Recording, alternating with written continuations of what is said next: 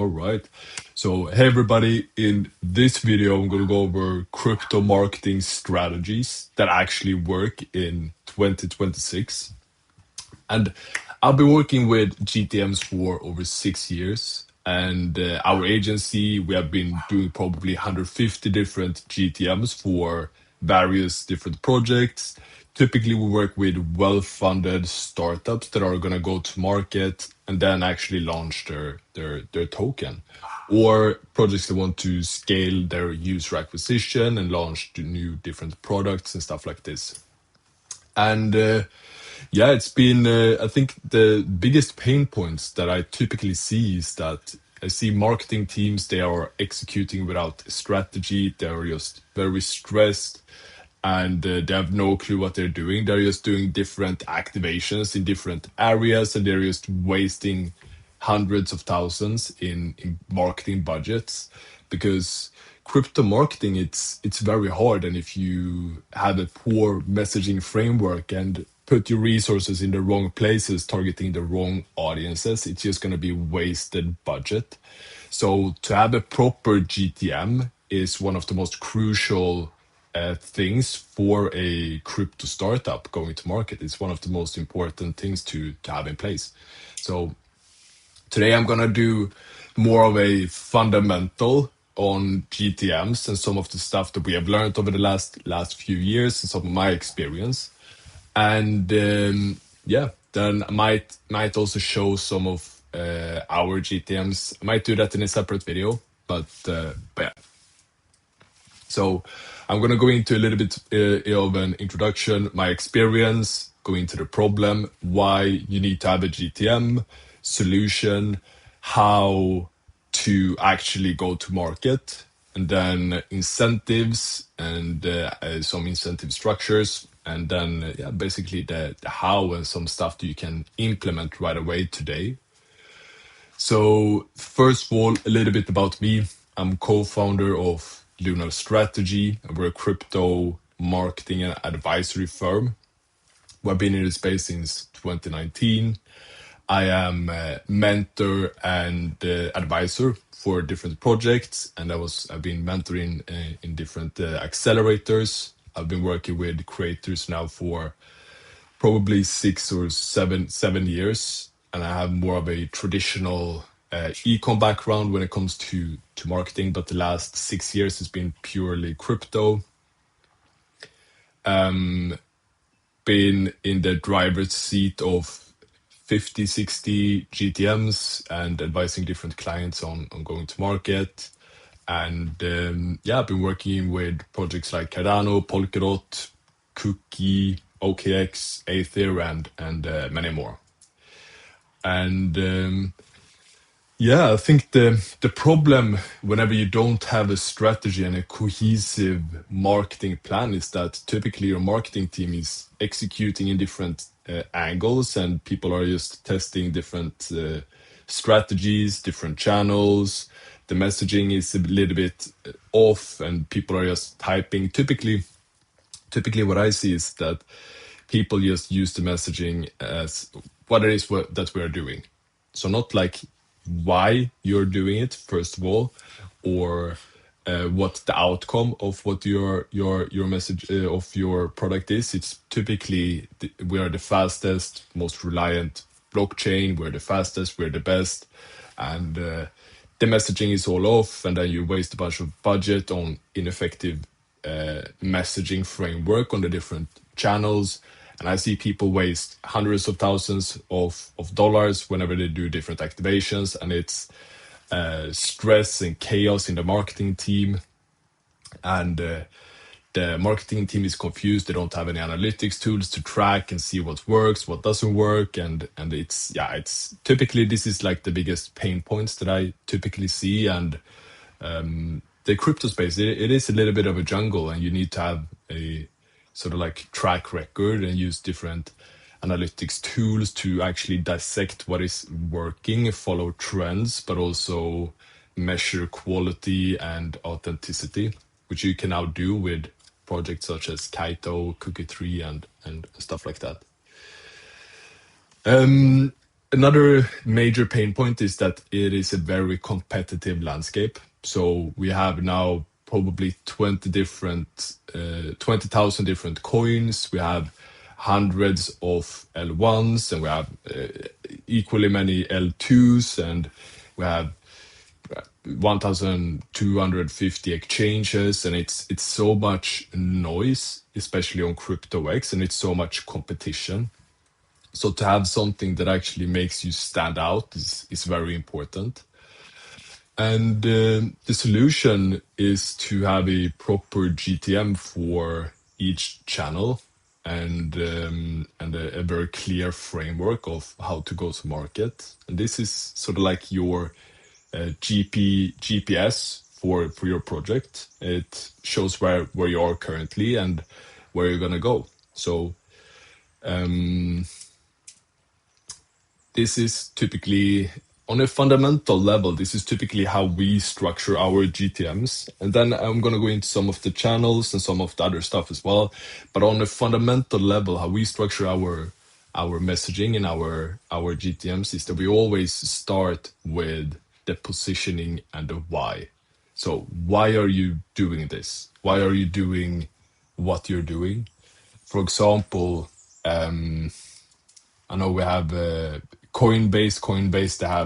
We are updating the financial rails, the future of they're the future of finance, and that's their like why and their positioning is that they are updating the old financial rails. So like setting that positioning in something that is a bit larger than just this small function is sort of like the positioning and the why, and why you're waking up in the morning to go build this project. Then we take a look at the audience. So who is it that you're actually targeting? So you can segment the audience into different buckets, who you're gonna target, and then after that, once you understand who you are gonna target, you take a look at the messaging and the different narratives do you want to focus on. And typically to have a few different messaging frameworks so you can test and see what the audience resonates with. And then the last step of the GTM funnel is the how. And here it's like the different tactics. So if it's PR, creators, different incentive campaigns, it can be your different social media channels. And like this is the last part of it. And typically I see a lot of marketing teams, they start down here on the how. So they go to, oh, let's shoot these KOLs. Let's do some PR. Let's do this and that. But they don't have these other steps completed before. And yeah, so the GTM is essentially a little bit your pole star, your North Star that you follow, and it's your guidance a little bit on going to market. So I'm gonna go into. I also want to touch briefly on different incentive campaigns, because over the last year we have seen some very, very successful incentive programs and incentive campaigns and stuff like that. And basically what a lot of projects do, which is very, very smart, is that they use their token, their future token, as an airdrop, which is essentially like a marketing budget credit. So basically they put up some points reward with a token, and this is also something that we often design for different projects. We design the XP system and the points system and the rewards. And basically a very effective way of doing this is to have some sort of leaderboard. I know that right now it's on X is a little bit, the guidelines is a bit shaky regarding leaderboards, but to have on-chain leaderboards and also some sort of incentive for content and distribution. But what works really well is to do content and user-generated content, and then to incentivize that. So incentivize both people that create content, but also do on-chain actions, because this will, in a later stage, fuel the protocol revenue, which can mean that you can have more incentives, and then it becomes a little bit this flywheel of an effect. Whenever you have a very strong incentive program for users to be onboarded, but also to tell other people, then it becomes a very good flywheel and a revenue model for the protocol. Going into a little bit of different channels, tactics, and a little bit more on the execution side. So this is essentially different tactics and channels you can use, and some more of the execution clarity.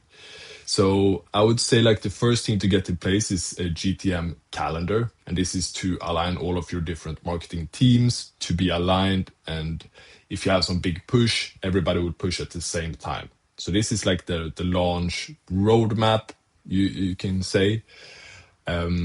Content strategy. So here's your content distribution strategy, which is basically articles, PR, X articles, X posts, everything that has to do with content, your promo videos, your different campaign initiatives that are going live. These all fall under this bucket. Growth tactics and more like these distribution channels. So here it can be either you do organic, which is like these very organic and aggressive reply guy strategy. I think everybody needs to have this.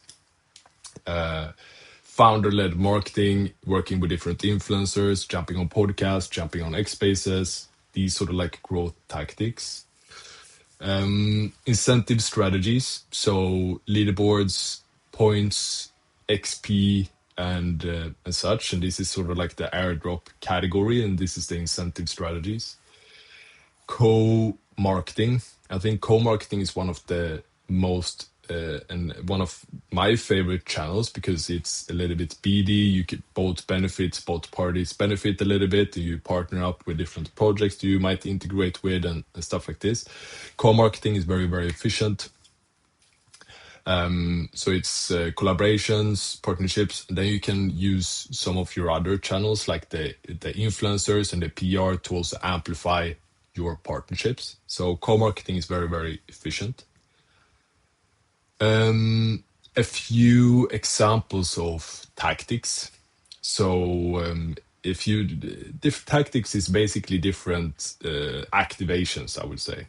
So it can be like X Spaces, AMAs, podcasts, demo walkthrough, creator activations, press releases, partner co-promotion, creator briefs, campaign like specific dedicated landing pages, long read and articles, and also more like creative campaigns. So let's say you want to launch like a some more like creative concept. And then to end things off, I also want to come with a few things you can start implementing today. So I would say these are like a few short things you can just tactics you can just activate right away, which I would say is optimize your profile. Because whenever you do any sort of activation, the first touch point that they're going to have with your brand is going to be your X profile. So to have your banner optimized, maybe showcase some of your clients, some of your logos. Do you have to build trust? Maybe you have raised some funds. Clear value proposition in your bio. Pinned post is very important because this is the first touch point the traffic is going to have with your page typically. And then to direct the traffic to wherever you want to direct it to. So optimizing your profile is way, way, way more important than most people think. So optimizing your profile first thing, because this is where all of the people are going to go first to your X profile. So very, very important. Founder-led marketing. So start making content about your niche as a founder, and then also interact with the brand. I think this is one of the most important parts, because these days, like what gets the most engagement is the founder's account. People buy and invest in founders and great teams, and not so much as in companies. And it also humanizes the brand a bit, that there is some real people behind it and some real hardworking people and some real geniuses working on this project to bring it to life, right? Super fan outreach. I think this one is a great one. And I would also start to DM some users and get feedback and understand, like, and see what the actual users of your product would actually want. And typically, in a lot of startup cases, it's the first 200 users is onboarded personally. So I would invite people, and this will also create the super fan effect that people are, feel like they are a part of something because they're being personally invited to something. So that's something that we have tried for some of our clients and worked very, very well in terms of user acquisition. Smart follower networking. So go network with credible people, connect, make friends with like-minded people within your niche on X, jump on meetings with them, discuss some news that happened, tell them about your cool initiatives going on, stuff like this. Go connect with smart people. Start to set up your GTM calendar. So basically start to coordinate your marketing, start with a why, look like why are we doing this, and have like that as a paragraph. Do some competitor research, see what the competitors are doing, what they are doing very successfully. Go into your audience, who are you actually trying to audience, who's the most likely to actually use your product. And the audience is going to probably shift, and maybe you will pivot, maybe you shift the audience, but it's good to have a core audience that you want to focus on. Set up a messaging framework for this audience, and then lastly set up the tactics to target this audience with this messaging and with this positioning. So that is like the full GTM funnel, and typically how we work with them at Lunar Strategy. And yeah, I hope you got some value from this one. If you have any questions, you can slide into my DMs or put the comment on this video. Thank you very much.